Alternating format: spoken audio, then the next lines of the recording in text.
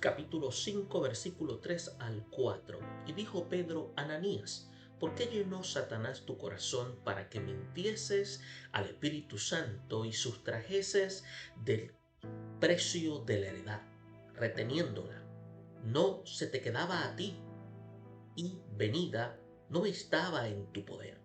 ¿Por qué pusiste esto en tu corazón? No has mentido a los hombres, sino a Dios. Ananías y Zafiras, una pareja cristiana, venden una propiedad y deciden quedarse con parte del dinero mientras aparentan entregar la totalidad a los apóstoles. Pedro, revelado por el Espíritu Santo, los confronta y ambos mueren, uno tras otro por haber mentido, no solo a los hombres, sino a Dios. Es por eso que el pasaje concluye con un gran temor que se apoderó de toda de la iglesia primitiva.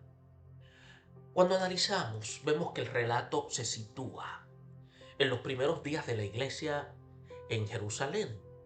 Y es por eso que cuando vamos al capítulo anterior, en el capítulo 4, versículo 32 al 37, vemos como el historiador Lucas describe la unidad y generosidad de los creyentes. Nadie decía ser dueño de lo que poseía. Todo era compartido. Era un ejemplo positivo de aquello que había hecho José, llamado Bernabé, quien había vendido un campo y entregó el dinero a los apóstoles. Y era un clima de unidad y entrega. Era prácticamente un contraste a lo trágico de Ananías y Zafira. El estilo narrativo que se puede ver a través del capítulo 5 sigue prácticamente el modelo que se podía ver en el Antiguo Testamento, donde Dios actuaba con juicio inmediato ante el pecado, como en los casos de Nadab y Abiú, como se ve en Levíticos 10, 1 al 2, o el caso de Acán y Josué en el versículo, o mejor dicho, capítulo 7 del libro.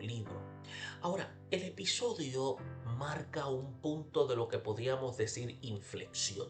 Aunque la gracia abunda en la nueva comunidad de fe, la santidad de Dios permanece inmutable. Ahora, Dios sigue siendo santo y justo.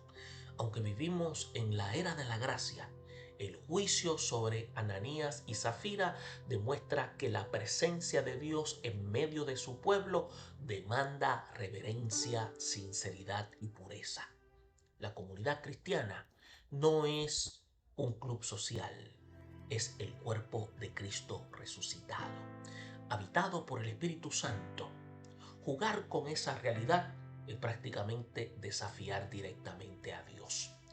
Cuando vemos que Pedro hace la declaración a manera de interrogante, ¿por qué llenó Satanás tu corazón para que mintieses al Espíritu Santo?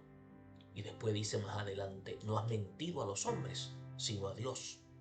Vemos cómo, especialmente en los pasajes 3 y 4, esta expresión constituye ser clave para la doctrina de la divinidad del Espíritu Santo. Mentir al Espíritu Santo es mentir a Dios, afirmando implícitamente la plena deidad del Espíritu Santo.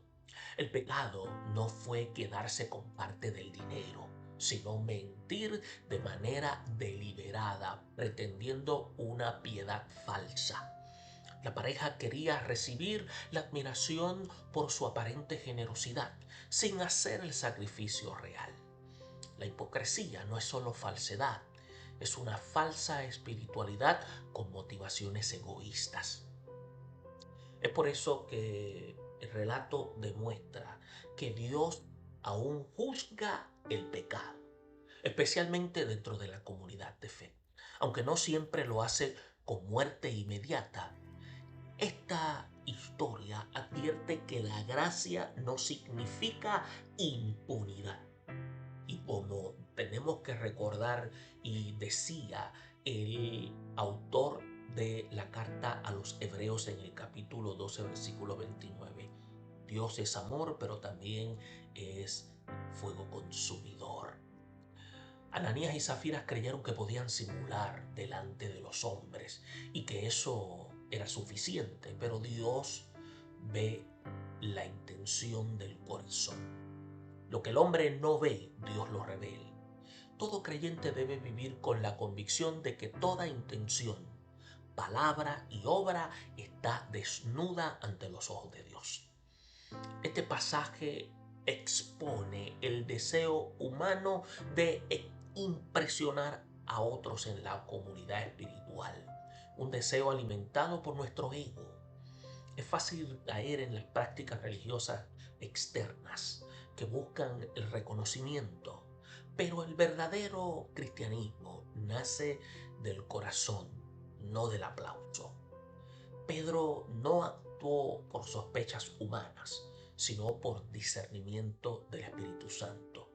Esto enseña que el liderazgo eclesial debe mantenerse en comunión con Dios para detectar y confrontar el pecado cuando sea necesario, sin temor, pero con reverencia. Dios protege a su iglesia y no va a permitir que la mentira y la hipocresía echen raíces. La pureza es una prioridad divina en la edificación del cuerpo de Cristo. Es por eso que vemos como el texto nos llama a servir a Dios con un corazón íntegro y sin doblez. Las obras religiosas no impresionan a Dios, sino provienen de una motivación pura. Tanto el que predica como el que da, ora, canta o enseña debe hacerlo sin buscar reconocimiento humano, sino para agradar a Dios.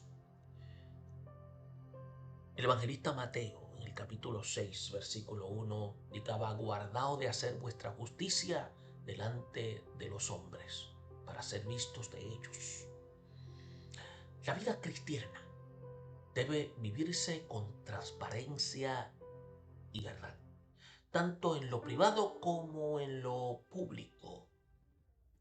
Dios no espera perfección sin pecado, sino sinceridad, sin hipocresía. Cuando fallamos, lo correcto es confesar, no encubrir. Por eso es que la expresión gran temor que cayó sobre la iglesia no es temor paralizante, sino reverencia profunda. Actualmente necesitamos recuperar esa visión sobria de la santidad de Dios. En una cultura que banalizada por lo que en cual se refiere a que hemos banalizado lo sagrado. Los creyentes estamos llamados a caminar con respecto a lo que significa vivir con seriedad ante Dios. En otras palabras, respeto. Dios examina no solo lo que hacemos, sino por qué lo hacemos.